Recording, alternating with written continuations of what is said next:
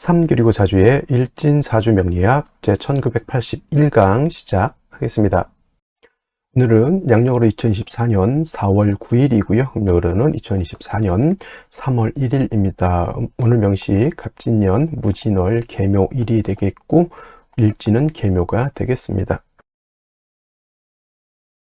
자, 사주 볼 때 제일 중요한 것 일주의 천간인 일간이고요. 그 다음에 월주의 지지인 월령, 월지가 되겠습니다. 그래서 일간과 월령이라고 하는 것 매우 중요한 두 글자가 될 것인데, 오늘 일간이라고 하는 것 계라고 하는 천간이 일간이 되겠습니다. 이 계라고 하는 천간은 천간 10개가 있습니다. 갑을병정, 무기경신, 임계라고 하는 10개의 천간 중에서 이제 마지막 번째 천간이 되는 것이 바로 이 계라고 하는 천간이 되겠고요. 목화토금수라고 오행으로 구분하게 되면 갑을은 목이 되는 것이고, 병정은 화가 되는 것이고, 무기는 토가 되는 것이고, 경신은 금이 되는 것이고, 어저께 임과 오늘 계는 뭐가 됩니까? 수가 됩니다. 물이 되는 것이고요. 수라고 하는 것은 기운으로 놓고 봤을 때 뭐와 같다? 차가운 냉기, 차가운 한기가 되는데, 그냥 오싹한 기운이 아니라, 제가 어제도 말씀드렸지만 사람이 사는 가장 추운 곳 영하 72도라고 하는, 마이너스 72도라고 하는 곳에도 사람이 산다. 저는 어떻게 사는지는 잘 모르겠지만 보아하니 과간입디다 이거. 그래서 그런 혹한의 차가운 기운을 갖다 물의 기운인 수의 기운이다라고 하고요. 계절로는 당연히 겨울이 되겠습니다. 겨울. 천간으로는 임수, 계수가 겨울을 관장한다라고 봤을 때, 지지에서는 해월, 자월, 축월이 겨울을 관장한다. 그래서 해월, 자월, 축월이 겨울에 해당이 되고, 수가 왕한 계절 수왕절이로 이렇게 보는 것이고, 방향은 북방, 북쪽이 되겠습니다. 쪽 이렇게 구분해 볼 수가 있죠. 주관하는 색깔, 당연히 수의 색깔은 흑색. 선생님, 제가 봤을 때 물은 투명하던데 백색으로 보는 것이 맞지 않겠습니까? 이렇게 보시는 분들이 있는데, 그런 분들은 이제 밥그릇에 떠놓은 물이라든가 시냇물만 봐서 그렇죠. 바다같이 진짜 깊은 물은요, 물이 얕을 때는 투명해 보이지만은 물이 점점 깊어지면 파란색으로 에메랄드빛의 그런 빛깔이 됐다가 더 깊어지면 푸른색, 그 다음에는 짙푸른색, 검푸른색, 그 밑으로 가면 이제 검정색, 본색이 바로 수의 기운은 흑색인 것이다 라고 볼 수 있겠고요. 주관하는 색깔, 현무라고 하는 상상 속의 동물이죠. 상상 속의 동물이니 누구도 본 적이 없을 것이다. 저는 그렇게 당연히 생각할 것이고요. 인의 예지신이라고 하는 오상으로 봤을 때 수라고 하는 것은 어떻다? 지혜를 뜻한다라고 해서, 물이라고 하는 것은 위에서 아래로 흘러가는 순리를 따르는 그러한 오행인 것이고, 물이라고 하는 것은 또한 지혜를 뜻한다라고 하는 뜻은 어떠한 틀에 구속이 되지 않습니다. 물이라고 하는 것은 네모내질 수도 있고요, 동그래질 수도 있고, 그 다음에 물방울이 될 수도 있고 하는 그러한 유연성을 가지고 있지만, 유연하다고 해서 힘이 없는 것이 아니라 목화토금수 중에서 가장 파괴력을 크게 갖는다. 제가 봤을 때는 물수가 엄청난 힘을 갖는다. 불이 나봤자 좀 태우고 말겠죠. 물 난리 나면 장난 아닙니다. 그죠?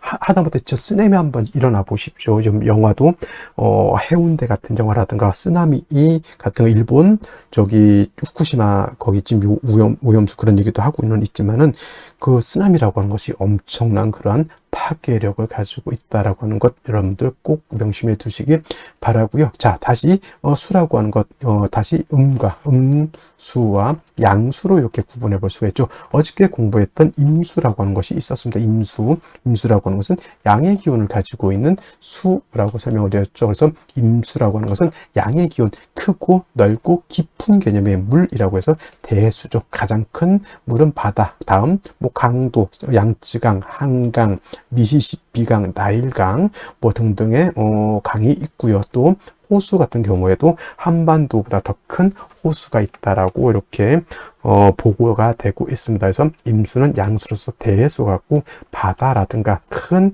강, 호수와 같은 개념이다라고 봤을 때, 상대적으로 음수인 개수는 우로수라고도 표현하죠. 비우자, 이슬로자, 하늘에서 내리는 이슬비 같은 개념으로 보기도 하고, 옹달샘 있죠. 옹달샘, 깊은 산 속 옹달샘 같은 작고 맑고 깨끗한 물 또는 정화수 같은 거, 음용수 같은 거, 성수 같은 개념 이렇게 볼 수가 있는데 핵심은 여러분 공통점이 있습니다. 우로수라고 하는 개념, 옹달샘, 정화수, 음용수, 성수의 공통점은 뭘까요?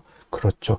맑다라는 거예요. 맑다. 맑고 깨끗하다. 좀 유식하게 표현하면 청징하다, 청량하다라고 하는 것이 개수의 특징. 그러면 임수는 더럽습니까? 아니죠. 임수, 수라고 하는 것은 자체가 맑고 깨끗함을 좋아하지만 그 중에서도 임수와 개수라고 놓고 봤을 때 어떤 물이 더 깨끗하냐는 얘기죠. 깨끗함을 원할 때는 임수, 바다 안에는, 강 안에는, 호수 안에는 미역도 있고요. 뭐 흙탕물도 있을 수 있겠지만은 이 사람이 먹을 수 있는, 그래서 제가 음용수라고 비유를 하는 이유도 거기 있고요. 그 다음에 성수, 캐톨릭에서 쓰는 성수가 더러운 말이 됩니까? 이게 하늘의 기도를 드리는 정화수가 더러우면 되겠냐고요. 그래서 맑고 깨끗하다라고 하는 것을 강조하기 위해서 제가 이 음용수, 성수, 정화수를 비유를 들은 거고, 그 개수의 핵심 바로 이 맑고 깨끗함에 있다라고 하는 것이 가장 큰 특징이다라고 여러분들이 꼭 기억해 두시면 되겠습니다. 자, 임수라고 하는 것 설명, 신왕했을 때 뭐라고 했습니까?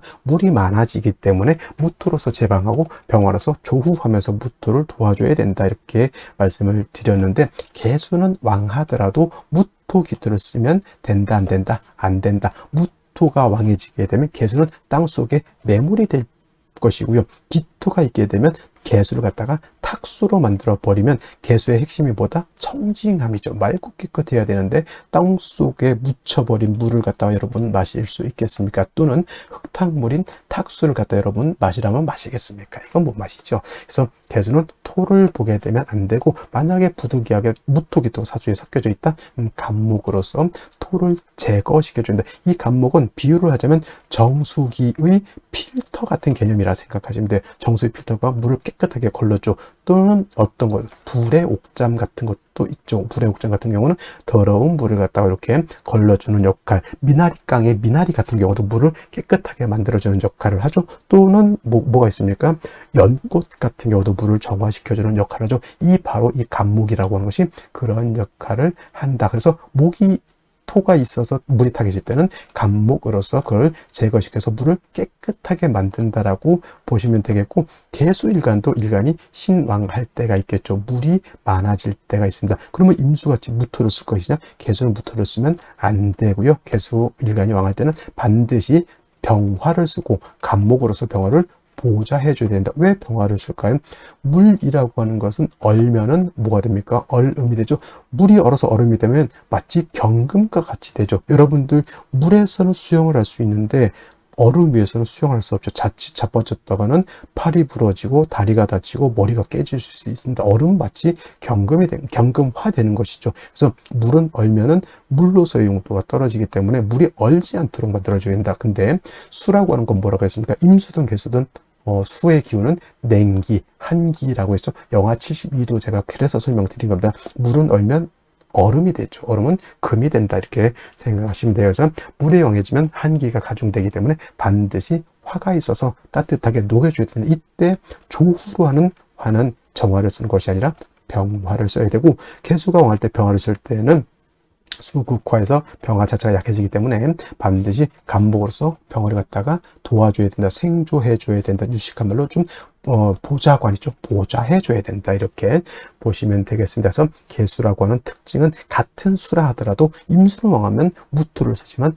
같은 수이지만 음수인 개수는 토를 쓰는 것이 아니라 목화를 용신으로 쓴다라고 하는 것. 물론 개수도 무토를 쓸 수 있습니다. 왜냐? 언제냐? 예를 들면은 개수 일간이 해월이라든가 자월 같은 데 태어나서 임수가 천간에 만약에 투출했다? 이때는 무토를 쓸 수 있습니다. 이때 무토는 개수를 제하는 것이 아니라 투출된 임수를 제하기 위한 무토를 쓰는 것이고, 이런 경우에도 마찬가지로 무토 병화를 아울러서 써야 된다. 왜냐하면 수가 왕해지면 물만 많아지는 것이 아니라 한기가 발생해서 천하가 얼기 때문이다까지 여러분들 기억해 두시면은 개수에 대해서는 크게 어려울 바는 아니고, 역시나 용신, 개수일간은 왕할 때는 용신은 병화, 간목, 간목, 병화를 쓰는 것이고, 임술관이 약한 경우도 있죠. 이때는 반드시 뭘 써야 된다?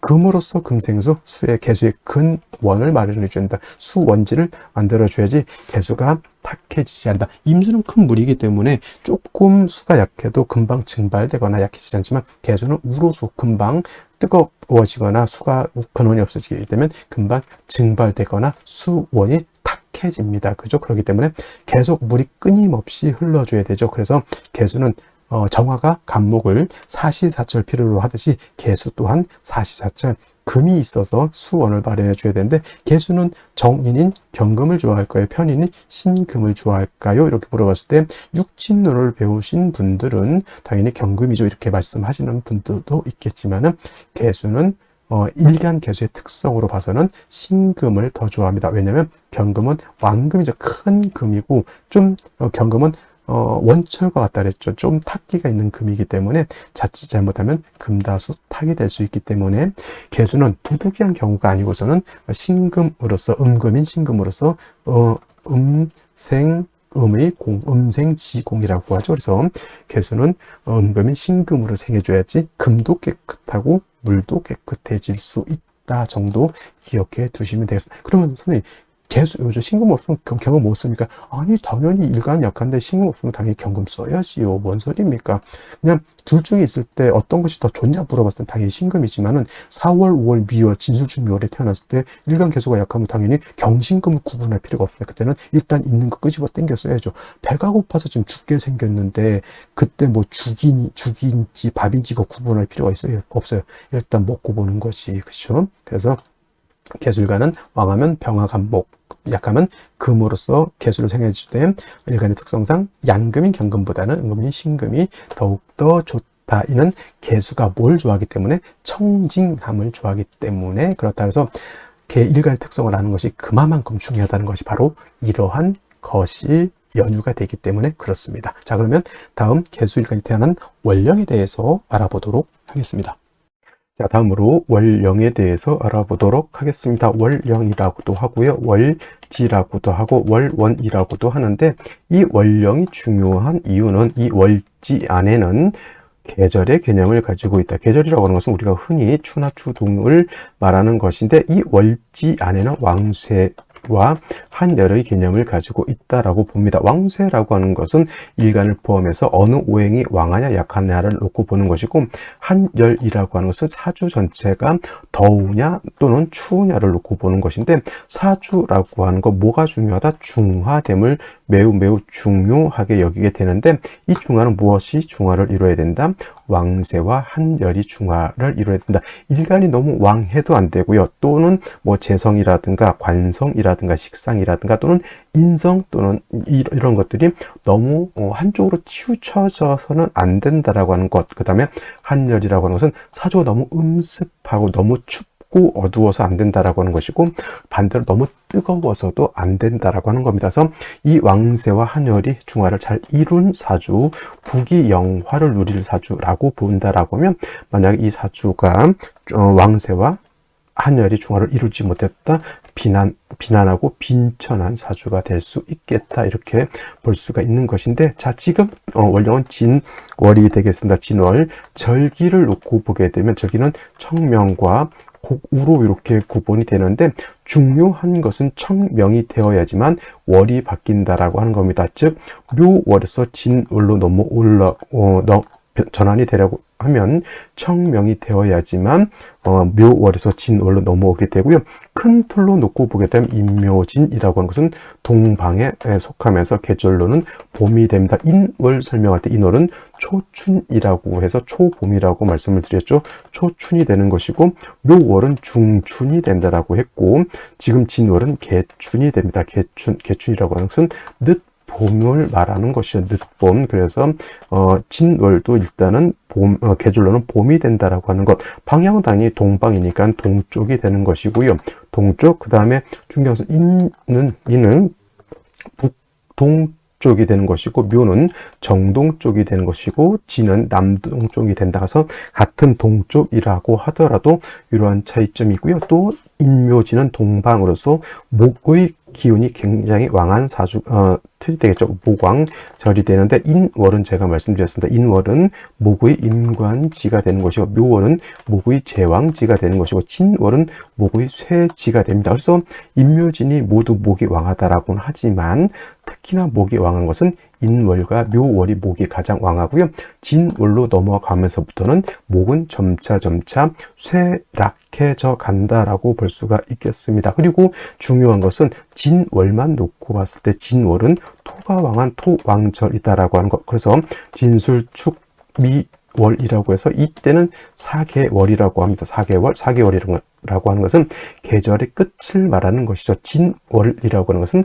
봄의 끝을 말하는 것이고, 술월이라고 하는 것은 가을의 끝, 축월이라고 하는 것은 겨울의 끝, 그 다음에 미월은 여름의 끝이 됩니다. 그래서 이 진술축미월은 사계월이라고 보면서 환절기가 된다라고 보게 되죠. 그리고 진월은 토가 왕하면서 포태법으로는 목은 쇠지가 되면서 수가 여기가 수고라고 해서 수의 묘지가 된다라고 하는 것도 여러분 꼭 기억해 둘 필요가 있습니다. 그래서 예를 들어서 뭐 일간이 임수라든가 일간이 개수라든가 또는 타 천간에 뭐 임계수가 있을 때 진에 예를 들어서 임묘된다고 해서 수가 약해진다라고 이렇게 보시는 분들이 있는데, 꼭 그렇게만 볼 것이 아니라 수가 진을 보게 되면 일단 통근할 수 있다라고 하는 개념을 꼭 염두에 두시고, 그 다음에 진월은 변화가 좀 많은데 인묘진을 모두 갖추게 되면 이거는 인묘진 방합을 형성하게 되니 이건 목이 왕해지는 것이고, 또 진월은 신자진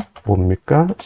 신자진 수국을 형성할 수 있게 되죠. 그래서 지지로 진월에 신자를 봐서 신자진 수국을 형성하게 되면 이때는 또 수가 다시 왕해지는 그런 계절, 그 다음에 또 유금을 보게 되죠. 뭐 예를 들면은 유금을 보게 되면 진유 합금을 우리가 볼 수가 있겠죠. 진유 합금. 그래서 지지로 진유 금이 되게 되면 이때는 금이 다시 왕해지는 것이고, 또 지지로 진토 말고도 다른 아까 말씀드렸던 뭐 술토라든가 축토라든가 미토를 보게 되면 그야말로 토가 왕해질 수도 있다. 그래서 여러분들 진월은 단지 토가 왕하다라고는 보지 마시고요. 인묘진 방합을 형성하게 되면 목이 왕해지는 것이고, 신자진 수국을 형성하게 되면 이때는 수가 왕해지는 것이고, 진유 합금을 하게 되면 금이 왕해지는 것이고, 지지로 진술축미 토가 많아지게 되면 그야말로 토가 왕해진다. 이렇게까지 여러분들 진월을 잘 이렇게 분석해 볼 수 있는 그러한 안목을 갖추시기를 바랍니다.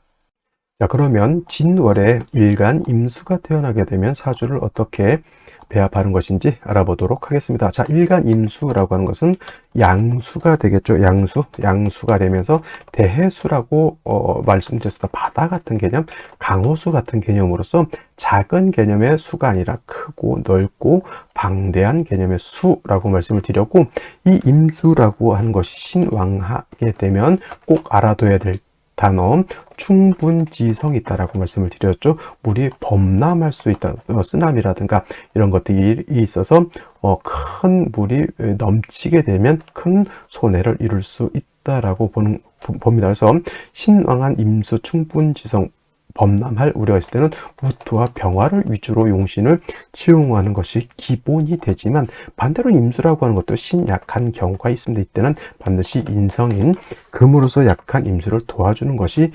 필요하다라는 기본적으로 이 정도는 알아둬야 되는데, 이러한 임수가 원령이 진월입니다. 진월은 물론 인묘진 동방으로서 목이 왕한 계절이다라고도 보지만은, 자, 진술축미월은 사계월이라고 해서 기본적으로 토가 왕한 계절이다라고 볼 수가 있죠. 중요한 것은 진토와 축토는 얘는 습토가 되는 거기 때문에 임수가 진월에 태어나거나 축월에 태어나게 되면 통근할 수 있다라고 하는 장점이 있는 반면, 술월이라든가 미월 같은 데 태어나게 되면 이거는 건토가 되기 때문에 통근이 되지 않는다라고 하는 것을 여러분들 꼭 기억해 두셔야 되겠고요.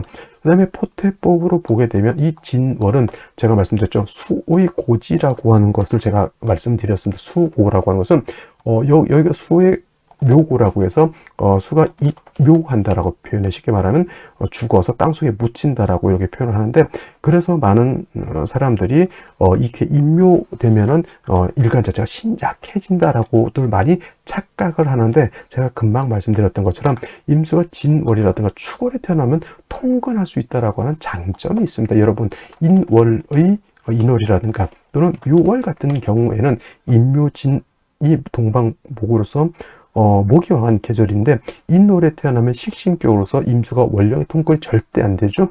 묘월도 목을 재앙지면서 임수는 사지가 되기 때문에 임수가 인묘월에 태어났을 때는 통근 자체가 되지 않는다라고 하는 것. 근데 진월은 월령의 임수가 통근을 가능하다라고 하는 겁니다. 그래서 임수가 인묘월에 태어났을 때보다 진월에 임수가 태어나게 되면 그래도 불약 정도는 된다, 이렇게 볼 수가 있는 겁니다. 그렇다 하더라도 관성인 7살이 왕하기 때문에 왕한 7살 임수를 극하게 되면 역시나 임수가 파극이 돼서 좋지 못한 그런 구조가 된다라고 볼 수 있죠. 그래서 진월에 임수가 태어나게 되면 먼저는 뭘 얻어야 된다? 간목인 식신을 얻어서 토를 갖다가 억제시켜줘야 된다. 만약에 이때 진월에 임수가 간목을 쓸 수 있다라고 하는 뜻은 뭐냐면, 임수가 진에 통근할 수 있기 때문에 능히 식상을 쓸 수 있다라고 하는 개념이고, 만약에 술을 할 때 제가 설명을 드렸는데, 술월 같은 경우에는 간목을 쓰되 먼저 간목보다는 경신금, 임수를 생해줄 수 있는 그러한 글자가 같이 필요하다. 물론 이제 진월의 임수도 간목을 쓸 때 혼자 쓸 수는 없습니다만은, 역시나 술월은 임수가 통근이 안 되지만 진월은 일간 임수가 통근할 수 있다라고 하는 장점이 없지 않아 있다라고 하는 것. 그래서 임수가 진월에 태어나게 되면 능히 간목을 쓰고, 그 다음에 뭐 신금이라든가 경금 같은 것, 인성을 얻어서 임수의 수원을 마련해 주면 사주의 중화를 이룰 수 있다. 이런 경우에도 말씀드렸던 것처럼 뭐 여기서 자수를 얻었다, 이렇게 되면 자진합수가 되죠. 이런 경우에는 간목 병화를 쓸 수도 있는 경우가 되고요. 자진합수에서 수가 왕해지게 되면 무토 병화를 쓸 수도 있게 되는 겁니다. 그래서 원령을 갖고 놓고 봤을 때는 간목 신금, 간목 경금을 쓰지만, 이렇게 신자진 수국을 형성한다 그러면 무토 병화를 능히 쓸 수도 있게 되는 것이고, 그다음에 인묘진 방합을 형성하게 되면 간목을 치용하는 것이 아니라 경금을 먼저 치용해야 되는 그런 국세가 될 수도 있겠다라고 하는 것. 그래서 사주를 볼 때는 기본 원칙을 알고 난 연후에 사주가 어떻게 구성이 되느냐에 따라서 좀 융통성 있게 사주를 바라볼 수 있는 안목이 필요하다라고 볼 수 있습니다. 그래서 진월의 임수는 간목을 먼저 쓰고, 경금이라든가 신금 같은 거, 경금보다 신금이 조금 더 좋을 것입니다. 왜냐하면 경금을 잘못 쓰게 되면 이 간목을 파해버리기 때문에 경금보다 신금을 얻는 것이 조금 더 나을 수 있겠다라는 말씀을 드릴 수가 있겠습니다.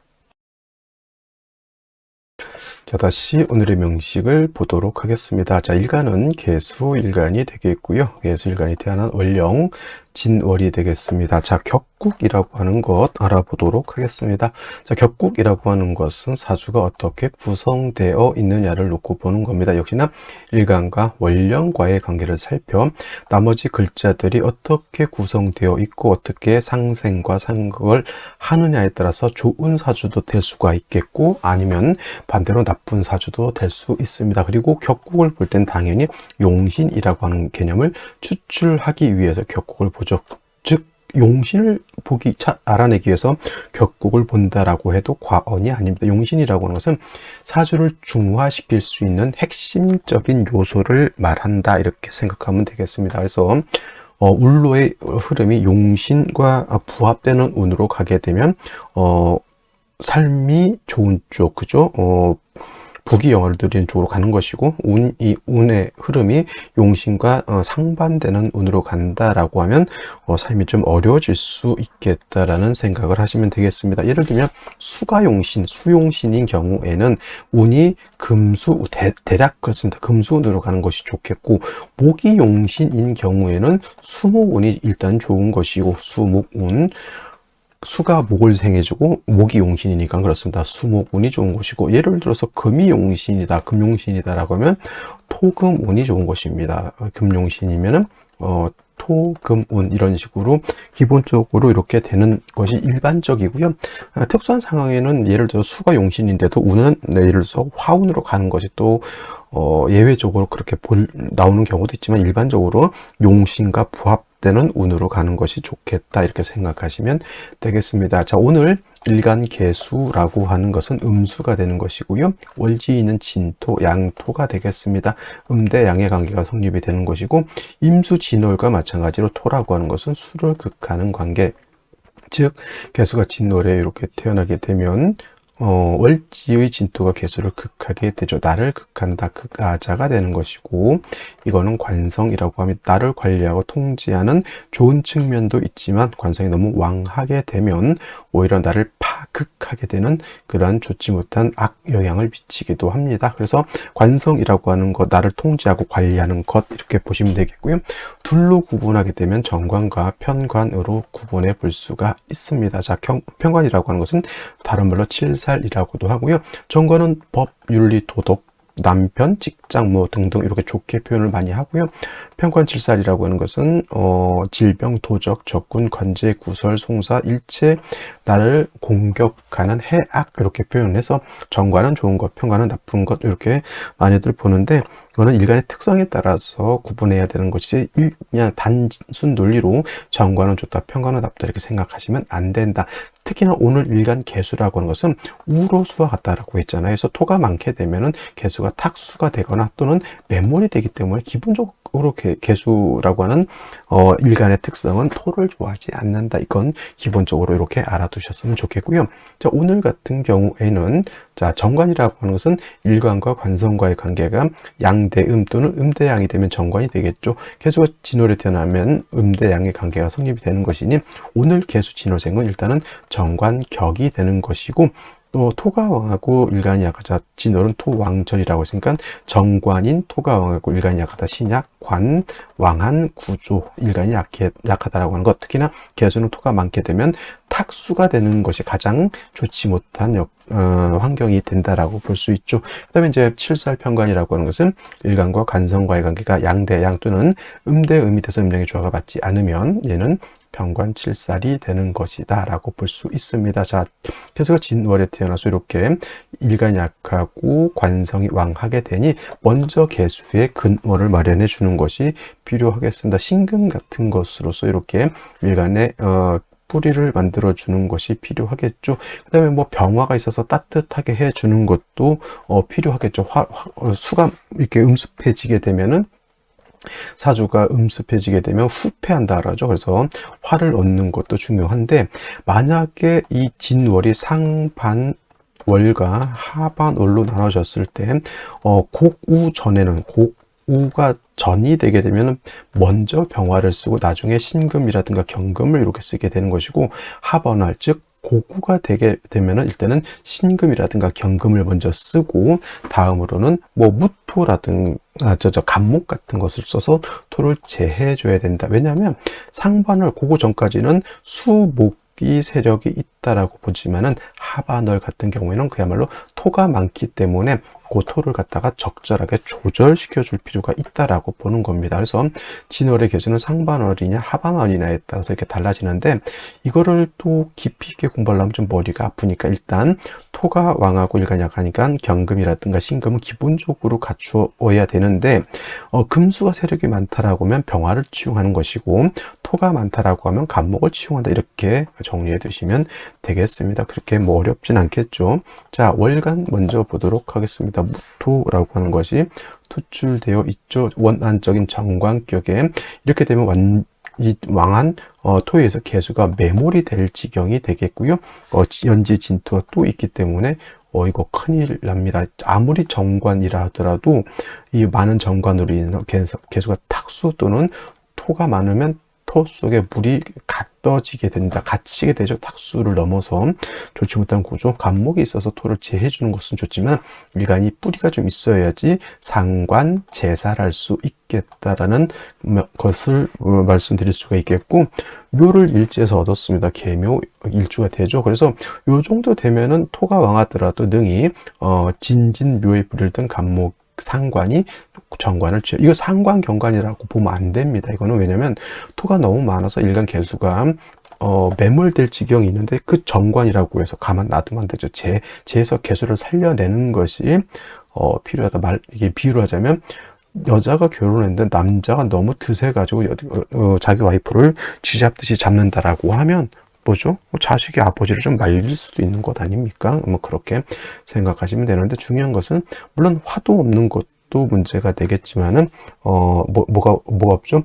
일간 개수가 약하니까 생시에서는 금수, 비견, 겁재 또는 인성으로서 개수를 생해주는 것도 필요하겠다. 그래야지만 능히 상관을 개수가 취용할 수 있기 때문에 그렇습니다. 자, 그러면 생시를 보도록 하겠습니다.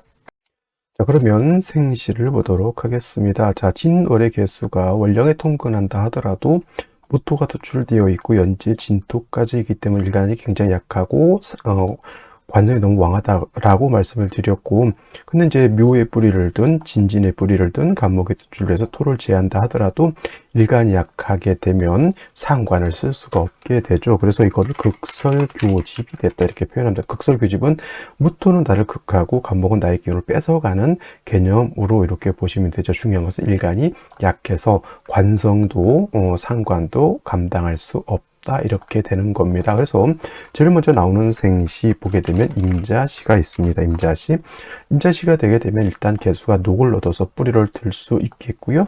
겁재인 임수가 투출되어 있기 때문에 이 임수로서 개수를 도와줄 수 있습니다. 그러면 능히 극설교집이 아니라 상관 제살해서 토를 제살은 아니죠. 상관으로 왕한 토를 갖다가 제할 수 있겠다라고 볼 수가 있습니다. 이거 상관 경관으로 보지 마십시오. 왜냐하면 아무리 좋은 정관이라 하더라도 나한테 나쁘게 작용할 때는 이 토는 제거시켜주는 것이 맞다, 이렇게 봅니다. 그 다음에 개해시가 되는 경우가 있습니다. 개해시가 이렇게 되게 되면은 임자시하고는 다르게 요거 해수는 묘하고 해묘한 목이 되죠. 그러면 요거 이제 간목의 기운이 더욱더 세력을 얻게 되고, 역시나 간목의 토를 무토인 정관이라 하더라도 제하는 것은 나쁘지 않습니다. 좀 화가 없는 것이 조금 아쉽다라는 생각이 좀 들겠고요. 그 다음부터 이제 보면은 갑인시, 을묘시, 병진시, 정사시, 무오시, 기미시 이렇게 쭉 진행이 되게 되는데, 이렇게 되게 되면은 극설교집이 되는 거예요. 진진의 뿌리를 개수가 둔다 하더라도 너무너무 약하죠. 또 진은 토가 왕한 계절이기는 하지만 인묘진, 방합까지 형성하게 되면 오히려 이렇게 되면 목이 더욱더 세력을 얻었다라고 볼 수 있습니다. 목으로서 토를 제하는 것 자체가 나쁜 것이 아니라 일간 자체가 너무 약해서 왕목에 의해서 개수가 약해지는 것이 문제가 되죠. 그러면 이런 경우에는 운은 이렇게 금수운으로 가는 것이 바람직하고, 초년운은 썩 그렇게 좋게 보기가 어렵습니다. 이거는 을묘시도 마찬가지가 되겠고요. 이왕 갑인, 을묘, 병진, 정사, 무, 기미시 정도에서 선택한다라고 하면 저는 병진시를 선택하는 것이 좀 더 낫지 않을까라는 생각을 해봅니다. 왜냐하면 이렇게 태어나게 되면 개수가 진에 다 뿌리를 둘 수 있다. 다 토긴 하지만, 그리고 이제 무토가 투출되어 있다 하더라도 요건 간목으로서 요거를 제할 수는 있습니다. 그죠? 근데 좀 일간 자체가 약하다라고 하는 점이 문제가 되는데, 물론 이것도 제가 봤을 때는 초년운이 썩 좋게 보이지는 않아요. 특히 남자 같은 경우에는 한 39까지는 화운이기 때문에, 그래도 경호대운, 신미대운은 경금신금이 천간에 투출해서 개수를 생겨주니까 그렇게까지 뭐 나쁜 사주는 아니다라고 볼 수 있고, 여명의 경우에도 이제 이 목이 왕해지는 것은 좀 단점이 되겠지만 일간의 기운을 뺏어가는, 하지만 개수가 진토인 수토 세계에 뿌리를 두고 있으면 약하지 않다라고 봐요. 하지만 좋은 점은 어느부터냐, 중후반부터죠. 여자 같은 경우는 22살, 남자 같은 경우에는 아까 경호심이 나쁘지 않다, 반길반흉하다 정도, 이제 본격적으로 좋은 운은 요 운부터는 나쁘지 않다라고 볼 수 있죠. 이때는 병화의 도움을 톡톡하게 받을 수 있겠다. 금수운이니까 일간도 왕해질 것이고요. 상관생지하는, 그 다음에 관을 억제해주는 그런 운이 된다. 그래서 만약에라도 좀 초년운이 조금 힘들 수는 있다 손 치더라도 병진시 정도면은 제가 봤을 때는 한번 노려볼 만한 생시 되겠고요. 저는 정사시, 무오시, 기미시는 조금 비추입니다. 같은 화토운이라도 특히나 무토, 기토가 들어오는 무오, 기미는 좀 비추가 되겠고, 좀 안정적으로 봐야 된다라고 가야 된다라고 생각이 되시는 분들은 경신시를 선택하면 좋겠죠. 경신시 그러면 일단은 금이 개수일간이 신의 뿌리를 두죠. 경금이 이렇게 개수일간을 생해주게 됩니다. 단 이 경신시가 되면 뭐가 부족하죠? 화가 부족한 것이 단점이다. 그래서 뭐 경신시는 초년운은 좀 나쁘지 않겠죠. 그 다음에 중후반운도 그렇게 나쁘진 않지만 화가 있는 원국에 화가 있는 것과 원국에 화가 없는 차이는 중후반부터 차이가 있을 수 있겠다 이렇게 보시면 되겠고, 임술시도 역시나 뭐 일간 자체가 약한데 술토인 진토가 아닌 술토 같은 경우에는 건토이기 때문에 역시나 토가 너무 많아지는 단점이 있겠다 이렇게 보시면 되겠고, 신유시는 안 되겠죠. 묘유충이 되는 거니까. 신유시는 제가 볼 때는 남녀 불구하고 선택해서는 안 되는 생시 이렇게 볼 수가 있겠습니다. 자, 오늘 여기까지 설명드리도록 하고요. 저는 내일 또 찾아뵙도록 하겠습니다. 감사합니다.